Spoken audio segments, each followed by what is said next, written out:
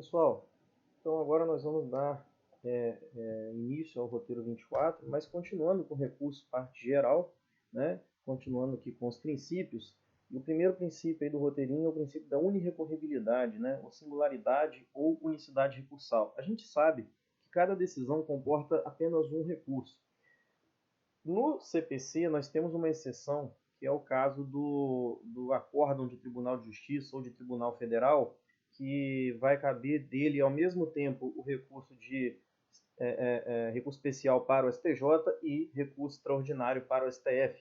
Né? Então, você tem ali uma exceção do princípio da unirrecorribilidade, mas essa exceção não existe no processo de trabalho. No processo de trabalho, o princípio da unirrecorribilidade ele é realmente cumprido à risca, na medida em que quando a gente chega num acórdão de TRT, a gente não tem como fazer um recurso especial para o TST e ao mesmo tempo o extraordinário para o STF. Não. A gente faz primeiro para o TST TST tem competência para conhecer de matéria constitucional também. Tá? Então, mesmo não só, não é igual ao STJ que só fala sobre violações ou aplicações de lei, né, infraconstitucional. Não, o TST ele fala tanto da lei do ponto de vista infraconstitucional quanto da própria Constituição.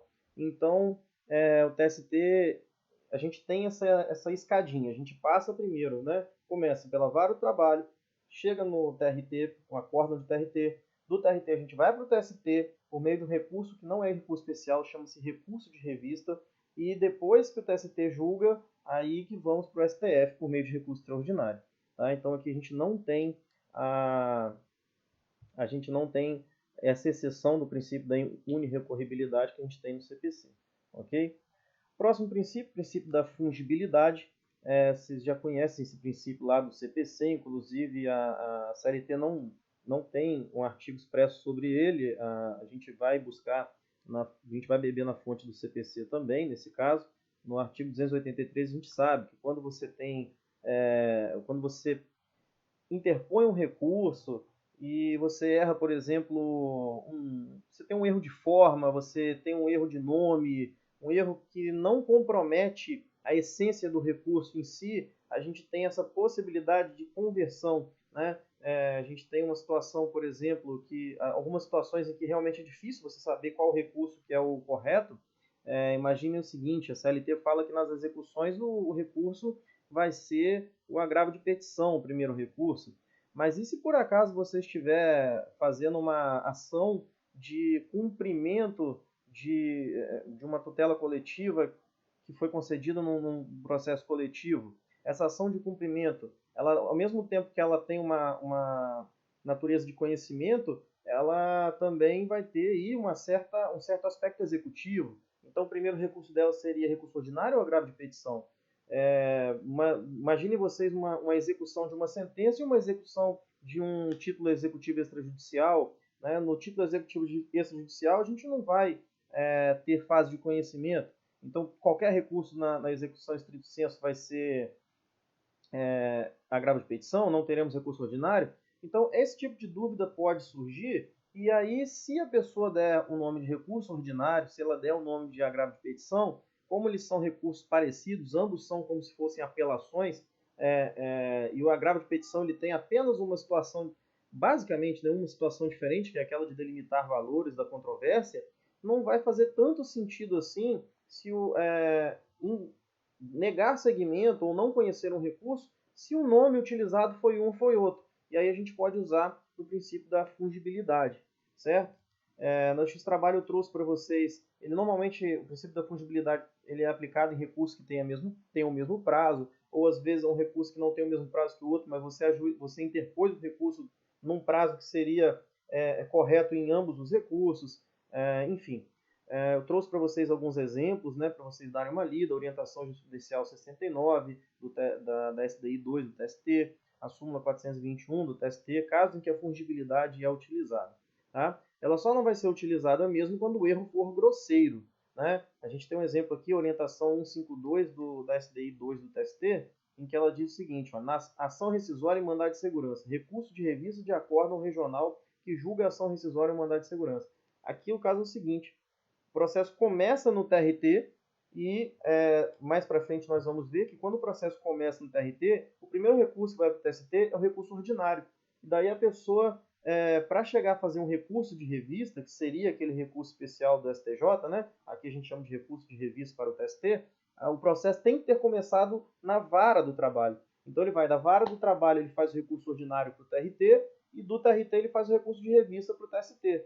Agora, se o processo começa no TRT, é direto o recurso ordinário para o TST. Não vai ter recurso de revista. E fazer recurso de revista nesse caso é um erro grosseiro, de acordo com o TST, e aí ele não aceita nem fungibilidade nesse caso, né? Até porque também recurso ordinário e recurso de revista são completamente distintos. Recurso ordinário tem natureza ordinária, como o próprio nome diz, já o recurso de revista tem natureza extraordinária, então fica difícil de aceitar essa fungibilidade. Ok? Mas mais para frente eu vou falar para vocês uma aula específica sobre o recurso ordinário e uma específica sobre o recurso de revista. Bom, outro princípio aqui que a gente tem é o princípio da dialeticidade, né, ou discursividade, que às vezes as pessoas no direito do trabalho, elas acabam, vamos dizer, acabam deixando o princípio da simplicidade se transformar em preguiça, né? O que acontece? O artigo 899 da CLT ele diz que os recursos serão interpostos por simples petição. Se dizer simples petição, né, pode ter várias conotações. Tudo bem, não precisa ser um recurso com uma petição rebuscada, né, mas a ideia é que todo recurso ele queira uma rediscussão de uma matéria já julgada. E como você quer uma rediscussão para mudar aquilo que foi julgado, o ideal é que você combata aquela decisão. É que você diga, olha, essa sentença está errada porque onde ela julgou isso era para julgar aquilo. Né? Onde está escrito X era para estar Y. Então, você tem que fazer esse diálogo com a decisão para que o seu recurso realmente seja um recurso e não apenas uma renovação de pedido de novo julgamento. Né? Fala assim, a sentença julgou assim, não gostei, julgue de novo. Não, isso não é assim que se faz um recurso. Né? Só que na Justiça do Trabalho, como a gente tem o ius postulandi, o princípio da dialeticidade ele é muito mitigado em alguns pontos. O próprio TST entende que ele não se aplica quando o recurso é o recurso que envia o processo da vara do trabalho para o TRT. Porque eu não sei se vocês lembram, do TRT para o TST é necessário que a parte esteja acompanhada de advogado. Mas até o TRT ela não precisa estar com advogado. Então, ela pode estar, né, postulando em causa própria. Então, nesse caso, como a parte não precisa ser advogado, o TST entende que o princípio da dialeticidade, nesse caso, ele fica mitigado. Você pode pedir simplesmente, de acordo com o que diz a súmula 422 do TST, você pode simplesmente renovar a inicial, ou renovar a contestação, ou até mesmo pedir novo julgamento de forma simples. E aqui a gente tem a súmula 422 que diz não se conhece de recurso para o Tribunal Superior do Trabalho se as razões do recorrente não impugnam os fundamentos de decisão recorrida. Porque aí nós já precisamos ter advogado, então a dialeticidade se aplica. Mas olha o item 3. Inaplicável a exigência do item 1 relativamente ao recurso ordinário da competência de Tribunal Regional do Trabalho, exceto em caso de recurso cuja motivação é inteiramente dissociada dos fundamentos da sentença. Então, para esse item 3, aquele que renova a inicial, renova contestação, que pede novo julgamento com base nos pedidos iniciais ou nos pedidos que contestam, né, nos fundamentos que contestam os pedidos, mesmo que não tenha esse diálogo direto com a decisão, deverá ser conhecido. Né?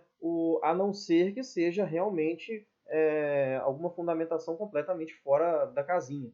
Como, por exemplo, você pediu horas extras, o juiz negou e você faz um recurso pedindo insalubridade. Né? Aí não tem nada a ver uma coisa com a outra. Então, nesse caso, o Tribunal Regional não conhecerá o seu recurso. Ok? O ideal, gente, é que, mesmo tendo essa possibilidade de mitigação, o ideal é que você sempre dialogue. Quando você for fazer um recurso, você sempre tem que dialogar com a decisão que você quer reformar. Até para mostrar, até com uma forma de retórica, né? Para que o julgador perceba que o julgador errou, se equivocou e essa decisão deve ser retificada. Ok? Enfim, sobre os princípios, eram basicamente esses mesmo que eu tinha para falar com vocês.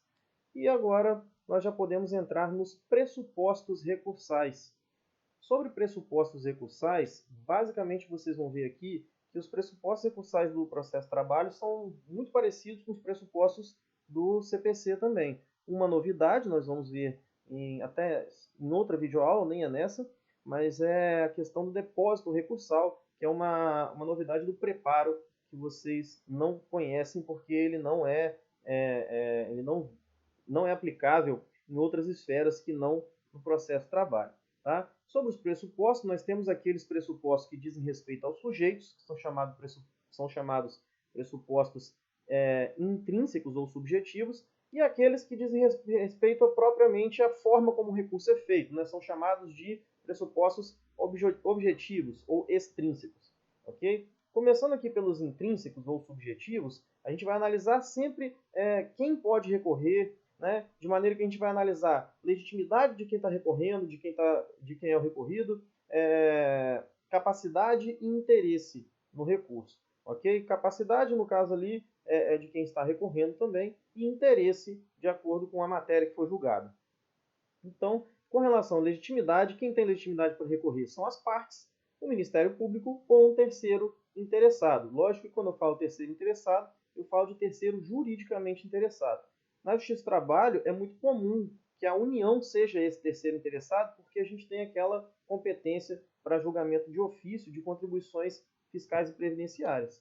Né? Mas pode ser outro terceiro interessado também, pode ser um terceiro que ajuizou ali um embargo de terceiro, enfim, qualquer terceiro interessado, juridicamente interessado, também pode ser legítimo para recorrer. Sobre a capacidade, obviamente, o recorrente deve ter a capacidade processual, né? Ou então ser representado ou assistido. Okay? E aqui, basicamente, a gente vai analisar a capacidade como a gente analisa mesmo para juizar a própria ação. Okay? Não tem muito mistério. O interesse, nós temos que analisar se o recurso possui, né, se a tutela pretendida ali no recurso ela tem utilidade e necessidade. Eu não vou recorrer de alguma coisa que eu já ganhei, certo? Sobre o interesse, inclusive, tem uma situação bem interessante que eu vou comentar com vocês lá no recurso de revista a respeito de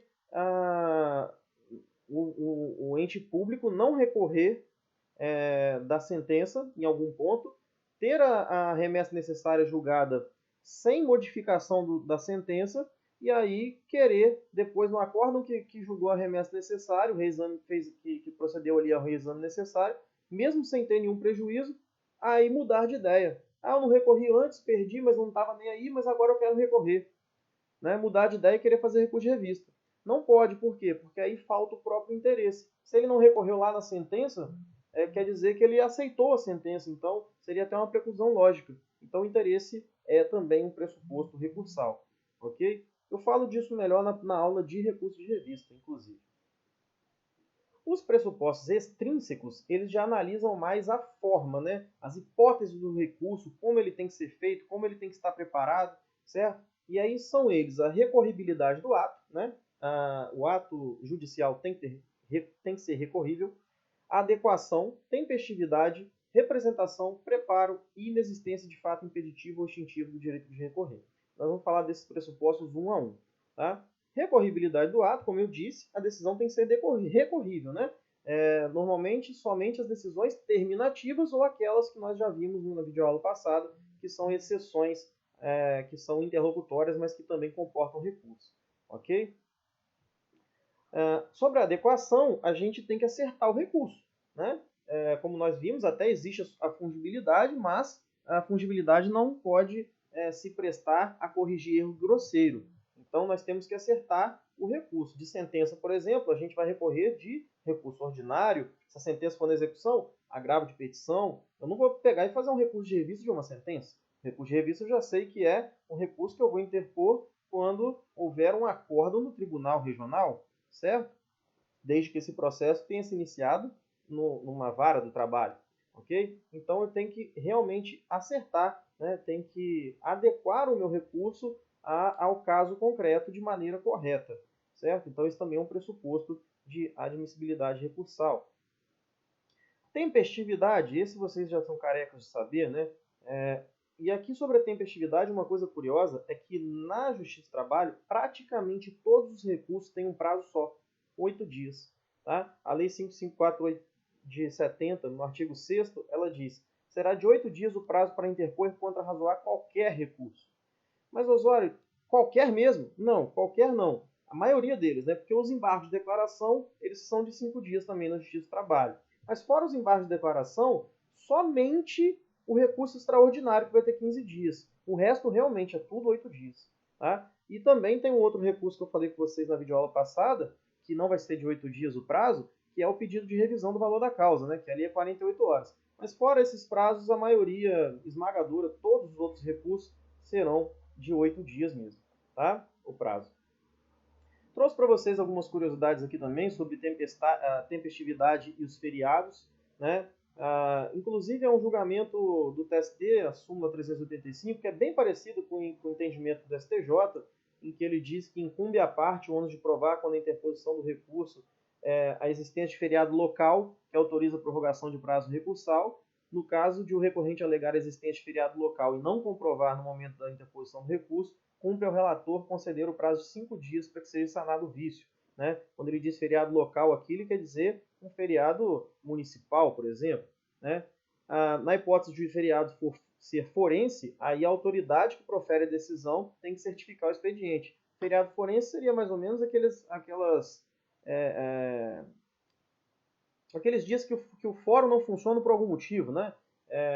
Porque porque adere um ponto facultativo, por exemplo, né? E aí o próprio ato do presidente daquele tribunal é o ato que ele vai certificar lá, olha, naquele dia realmente o tribunal não funcionou, os prazos estavam suspensos.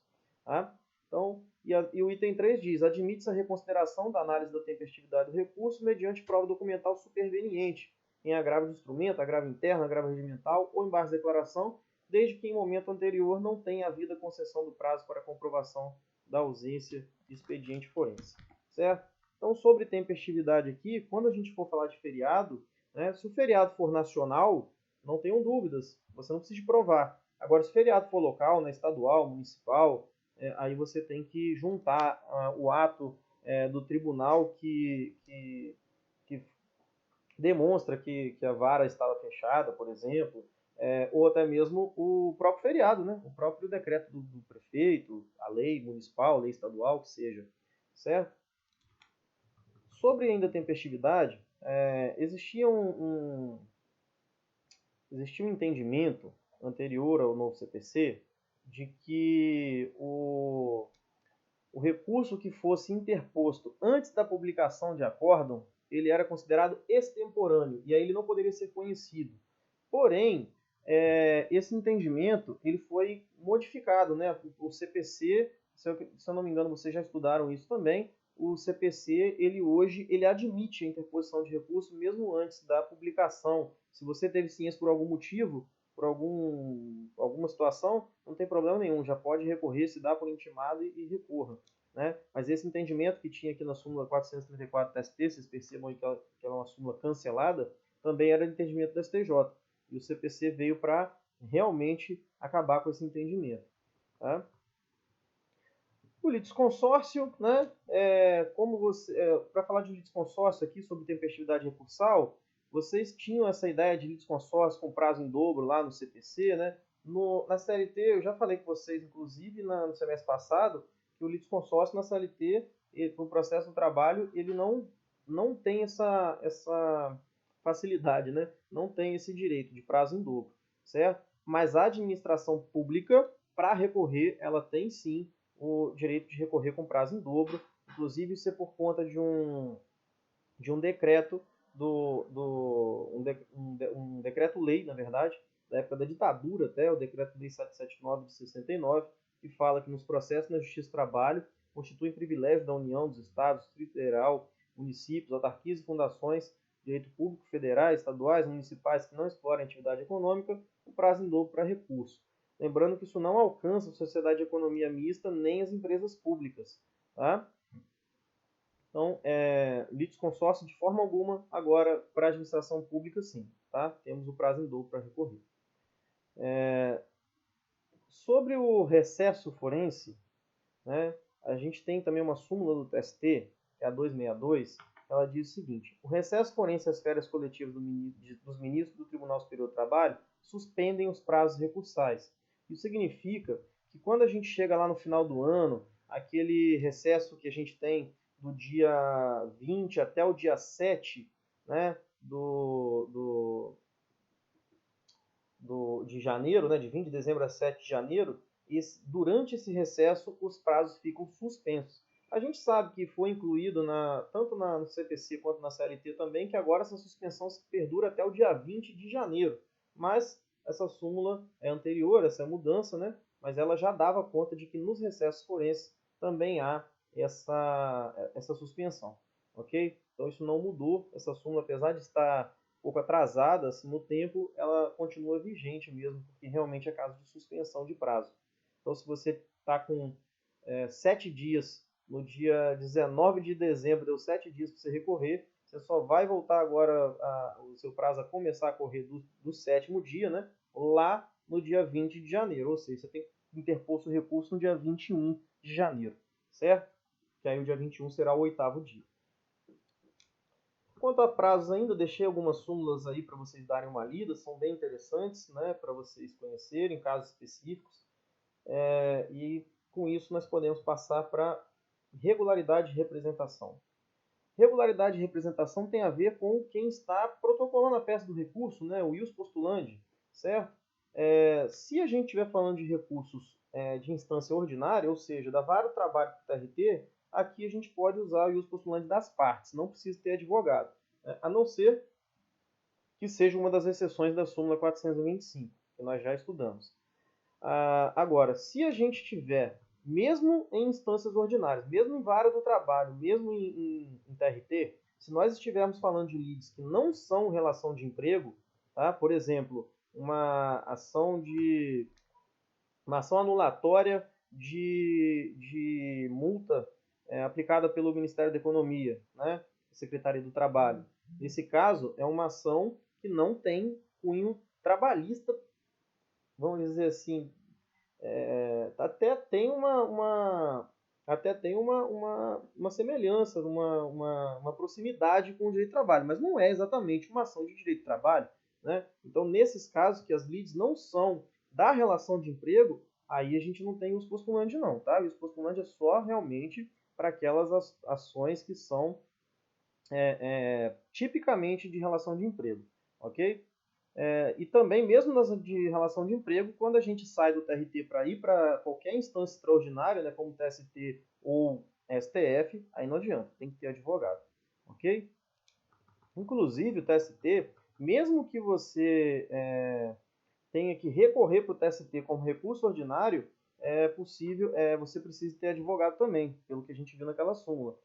Agora, se nós estivermos falando de dissídio coletivo, né, o dissídio coletivo que começa no TST, esse sim pode ser sem advogado. Tá? A ação de dissídio coletivo que começa no TST pode ser feita sem advogado.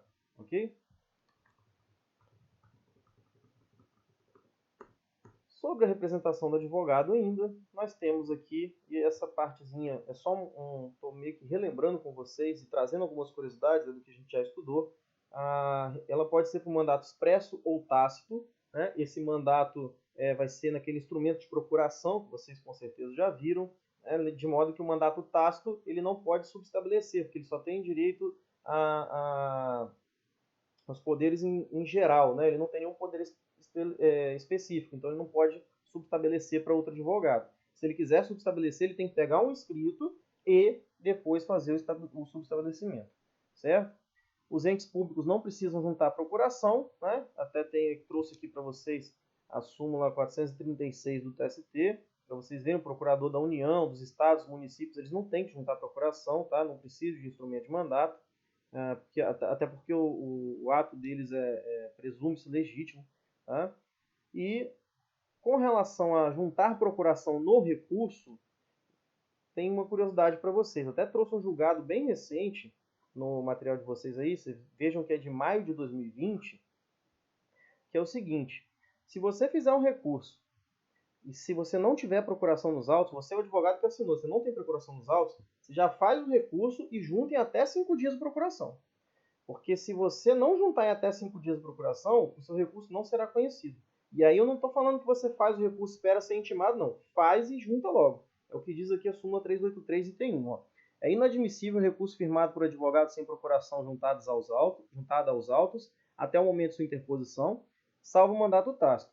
Em caráter excepcional, admite-se que o advogado, independente de intimação, exiba a procuração no prazo de 5 dias após a interposição do recurso, certo? Então, você não vai ficar esperando a intimação do juiz, não. Você vai interpor em até 5 dias depois. Se tiver um problema, que você não conseguiu pegar a procuração, você pode até pedir o juiz para prorrogar esse prazo, né, pelo mesmo tempo, de mais 5 dias. Tá? Se você não juntar, acabou. Seu recurso não vai ser conhecido.